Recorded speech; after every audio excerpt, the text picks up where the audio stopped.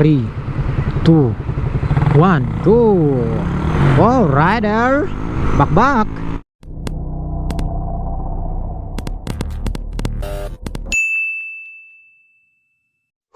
Hindi maigi tinuturo ko sa'yo, ha? Oo, tapos, ito yung buton. Ipindutin mo yan.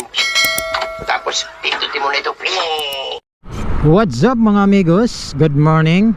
Have a nice day. So, ngayon ay ikot-ikot lang tayo dito, no? So, susubukan kong aking mic kung gumagana, no? Dito sa aking GoPro Hero 10, no? So, nabili ko to doon sa Memory Fit sa may Mayon, no?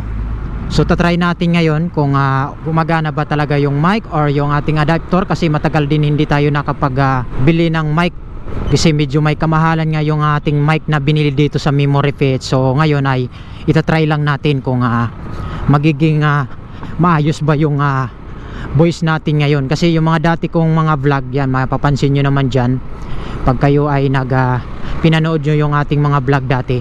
So mawing noise at saka ang lakas ng ingay, sagap na sagap yung hangin.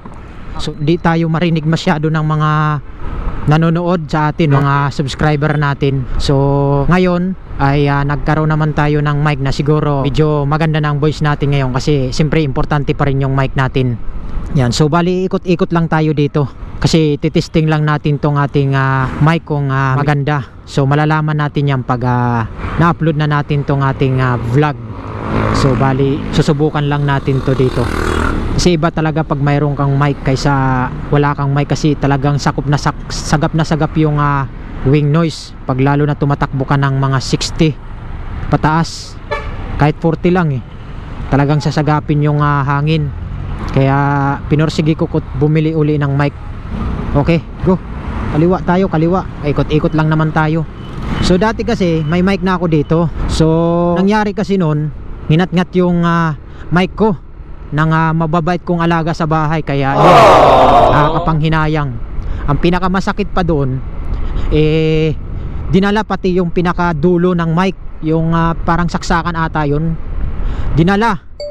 Kaya bala ko sana, kung nakita ko, idudugtong ko na lang sana siya. Hindi ko na nakita, kaya yun, hindi natin na gamit yung mic natin. Bala ko sana idugtong na lang siya, kasi medyo may kamahalan talaga tong mic natin. So mapapanood nyo naman sa vlog ko doon nung pumunta ko sa Memory Fits kung magkano yung mic na bili ko. So butas ang bulsa mo doon talaga. So wala tayong magagawa, siyempre kailangan natin na bumili ng mic para gumanda naman yung voice natin sa ating pagbablog. Siyempre kagustuhan ko rin naman, ay di okay lang. So yun lang mga amigos, no? So shinare ko lang sa inyo kung okay ba yung voice natin dito sa ating mic na binili natin sa Memory Fits. Yan, shoutout sa Memory Fits. Yan, yung ating binili na Purple Panda. Medyo may kamahalan talaga yan. So okay lang, at least maganda naman ang kalalabasan ng ating pagbablog sa ating voice. So hindi ko napabahin to mga amigos, no? So nagtry lang naman ako kung maganda ang kalalabasan ng ating mic, kasi nung nakaraan din nag-vlog ako, hindi gumana yung voice ko.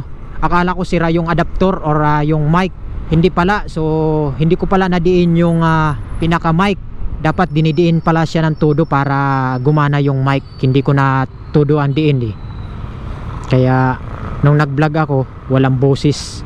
Kaya ngayon sinigurado ko na kung okay talaga yung voice natin. Siguro okay naman. So makikita.